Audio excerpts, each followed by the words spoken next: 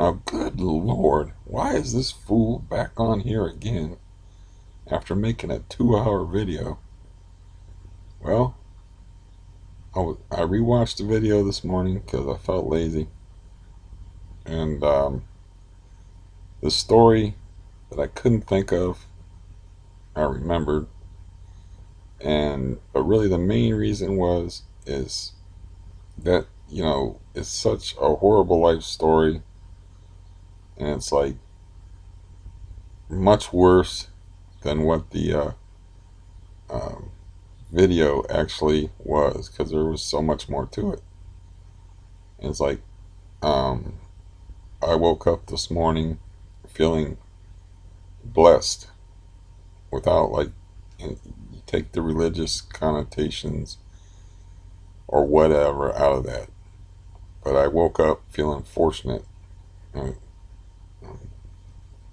I thought how weird that might be to someone. It's like, how in the fuck can this guy feel fortunate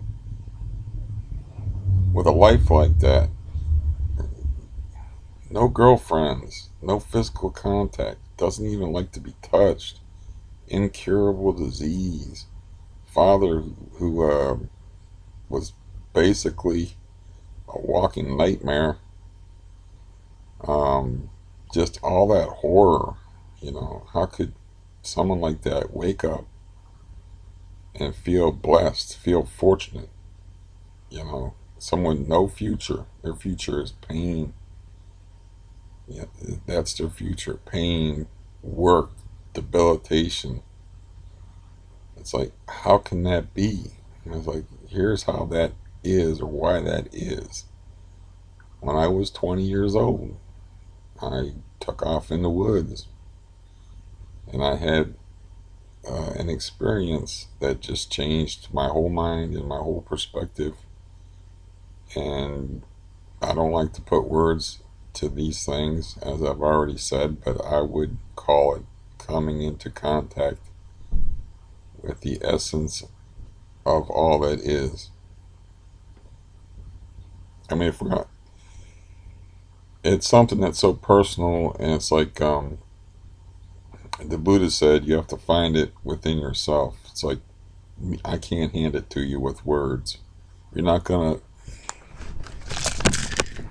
you're not gonna read this book and get it. You gotta find it. And I was lucky enough to find it. And that's why I'm still here. That's why I was able to suffer with what the medical community considers the highest form of chronic pain for 33 years, and to wake up in a good mood and wake up feeling fortunate and blessed is and to have the peace that I only wish that the dude upstairs had, because I could give it to him. You can't give it to him. You have to find it. You have to be fortunate enough and open enough. And I think, um,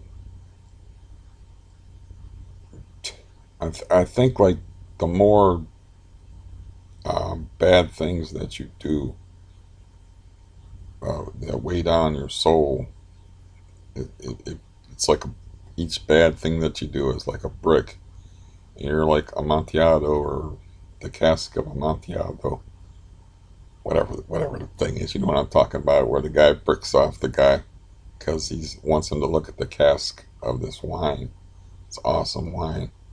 But each brick that you put, each evil deed that you do is like a brick that's putting a wall between you and that experience that people have, that has sustained me this far. Even, poverty, no girlfriends, all all the deprivation, all the fear, all the horror, all of it. You know, I can still feel fortunate. I mean, I have, of course, I have depression at times. I also like that's just logical. But there's also times where I could, because I had that experience, I can transcend my circumstances and just feel peace, you know.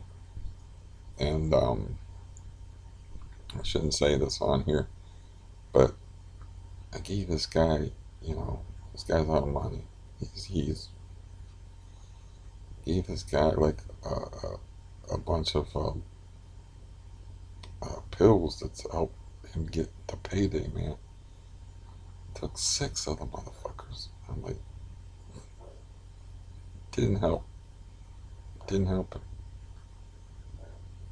Cause that's got to come from here, man. It can't. You can't put it in your face. You can't drink it in a liquid, man. It's got to come from inside you, and you got to find it. And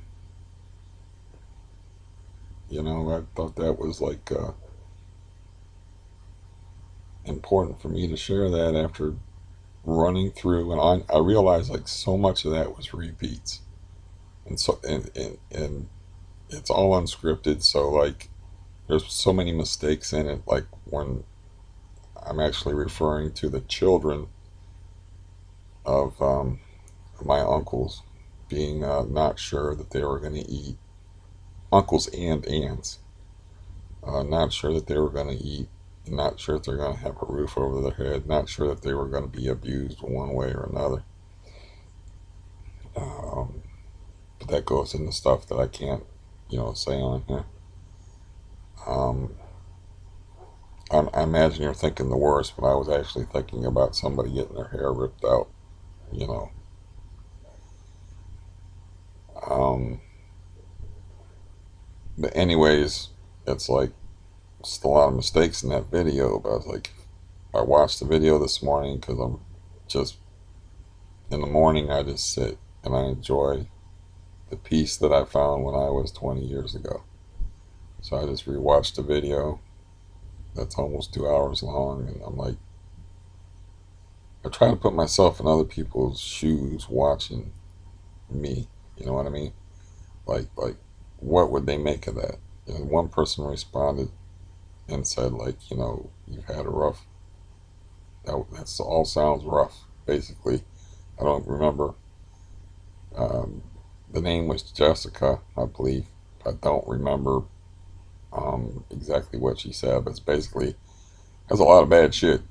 You know, it's like, yeah, sure, you know, but yeah. So that's why I believe in something that people put names to that goes beyond all this, you know, and that's why I can live through all that and still have peace, you know. Um, Still wake up in the morning and not just, you know, like freak out, like you know, this disease isn't going anywhere. It's like yesterday, I'm trying to do just the tiniest little bit of housework, man, and I'm about falling over and stuff. It's like, man. Anyways, that's I'm never satisfied with what I do on here.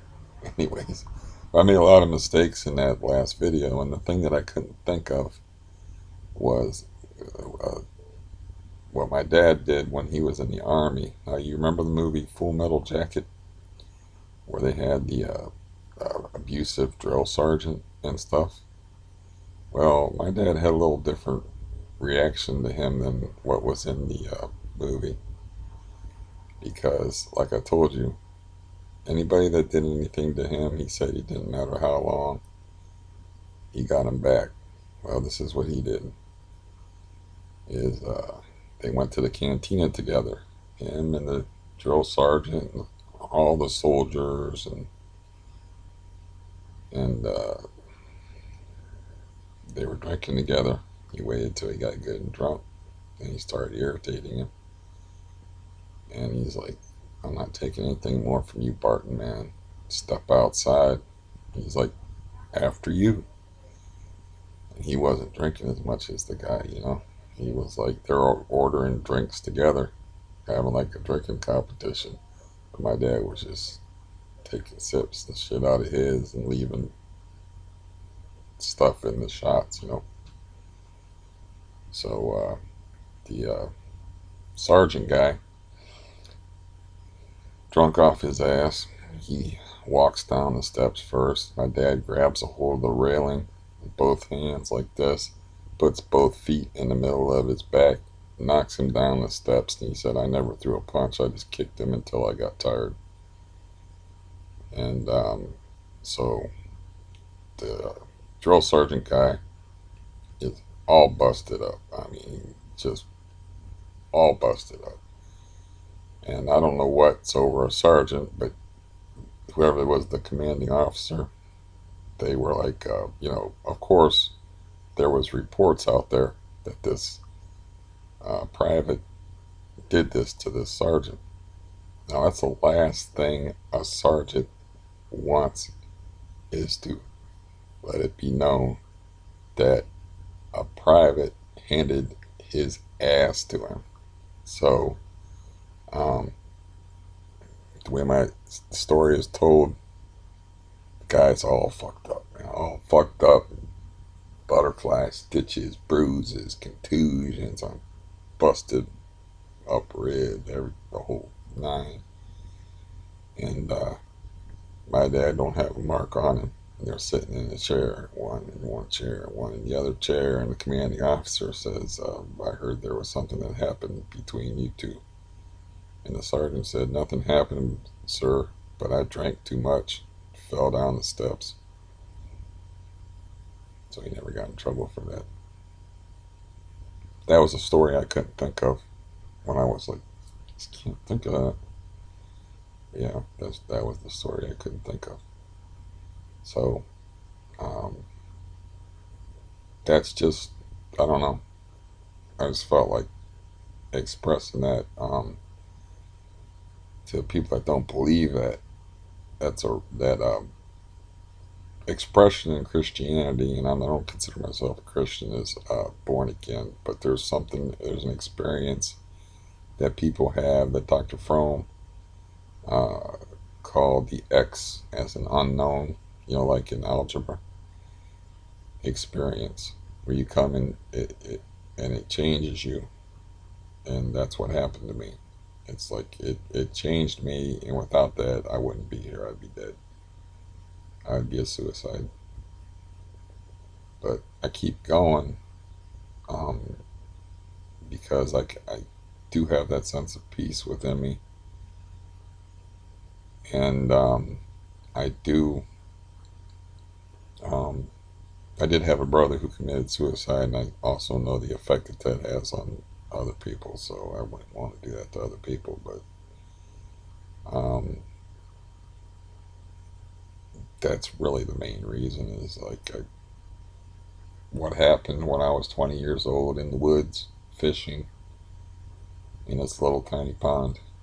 I can tell you where the pond is, but it wouldn't help you find what you need, because what you need is inside you, and you just have to not build those bricks up, build that wall. Like this guy up here, he might have too many bricks, because it you kind of like have to be open and laid bare,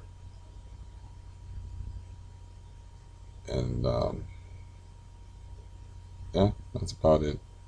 I mean, good Lord, I talked enough the other day, and yeah, now I'm drinking out of this cup because I don't want to go into anything else. But yeah, I don't want to go into anything else. I don't want to get myself started because I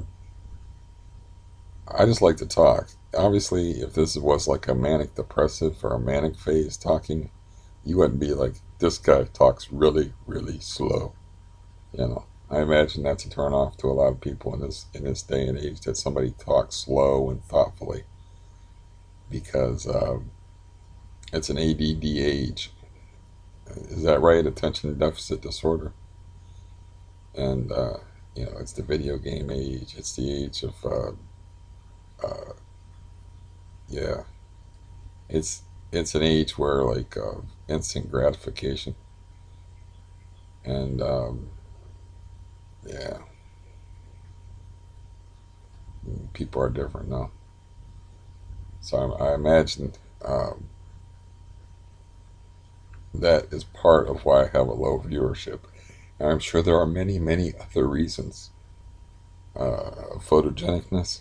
Um, mm, yeah, long pauses like that one.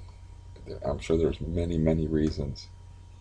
But I do appreciate you guys that actually take the time to listen to me. I do appreciate that because um, talking to yourself is something that I do. But I would much rather talk to I would much rather feel like the words that I am producing are at least being used, or at least being heard by someone.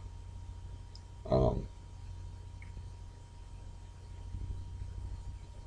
that I'm not weaving blankets and setting them in a pile, and, and nobody's going to cover themselves with them. So yeah, this should be morning to some of my viewership. So good morning, and I hope you're in a good mood as I am. And I hope today that my leg will cooperate and I can get a little more housework than what I got done yesterday. And I wish that experience on every human soul, every human being on the face of the earth to have that experience. And where you just, it's just like peace washing over you. And it's like it changes you. You're no longer this little tiny speck of dust in the universe, like this little um, this little like ant, this little like you're a part of something that's so much bigger than yourselves. I wish that on everyone, you know, just because you know my story, and for me to be in a good mood, come on now. Alrighty, I'll talk to you next time. Adios.